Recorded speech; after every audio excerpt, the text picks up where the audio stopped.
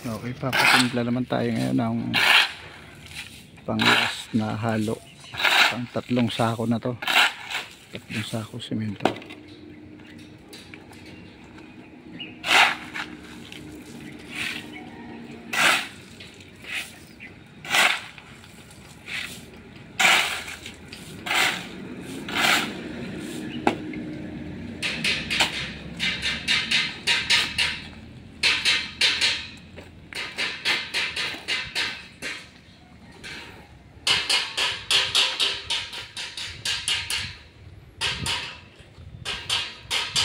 Ano, tingin mo kakasya na yung dalawa? Oo, sige. Magdagdag lang tayo kung mabibitin, ha? Oo, manipis na nga eh. Oh. Paray ko kasya na yung dalawa eh.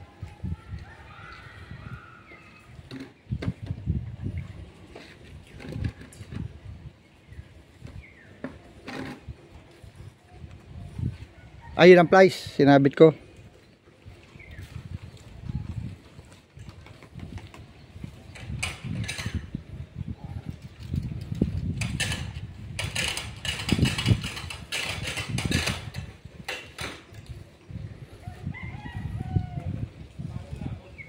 Sabi ni Eli, baka kasya ng 2 sako semento dito sa halo niya na itong huli.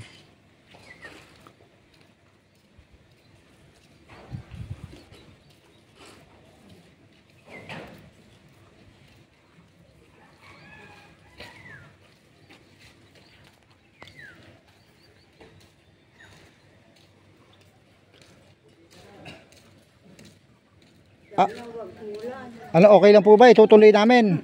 Ha? Tuloy. Oo, pagka sinabi niyong tigil, patitigil natin.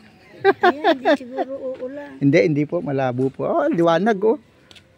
Hawing-hawi ang ulap. Oo. Matutuyo yan, nakatang sa saminto. Ay, kaya nga po pinatapangan ko na para. Pero hindi yan, di ulan to. Sana nga. Nag-aano pala na salamin ito. Oo, nagagawa po sila. Eh kung meron pa kayong mga pasasalamin na anak nyo dyan, di pwedeng dyan yun na ipagawa. May kausap na po siya. Ah, lahata na, may kausap na ba? May kausap na? Nahuli niya eh. Sayang ano, dito sana, ang lapit. Ay, pinabitan na nga po dyan sa ibaba eh.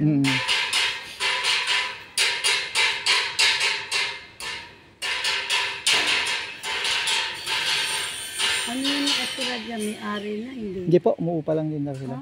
umuupa. Umuupa lang din. Ayan. Mukhang marami rin silang gawa eh. Walang tuloy-tuloy ang gawa nila eh. May mga nakuha siguro siyang project eh.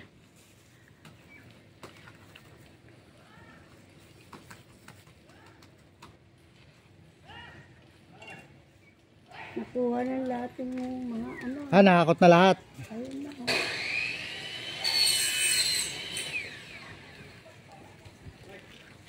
Sinakot na kasi gagawa na siya ng para sa ano sa sakyan. Ah, oo.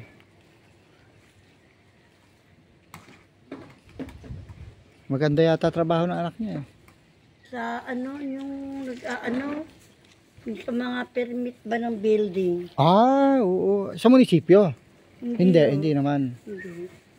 Ah, gumagawa ng mga plano, parang gano'n. Siya ang nag-ano ng mga permit na halimbawa sa Jollibee, gano'n. Ah, ay kaya mga malalaking kumpanya ang ano. Nagkakapera siya ng malaki doon.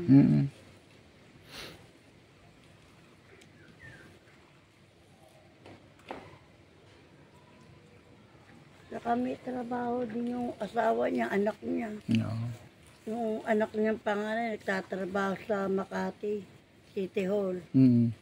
Yung asawa niya, sa call center. Tagal na ito doon. Nasa 70 na nga ang sahod na rin. Ay, kaya pala. Kaya ayaw na niya mag-abroad. Mahal. Sabi nga nung anak kong nasa abroad mas maganda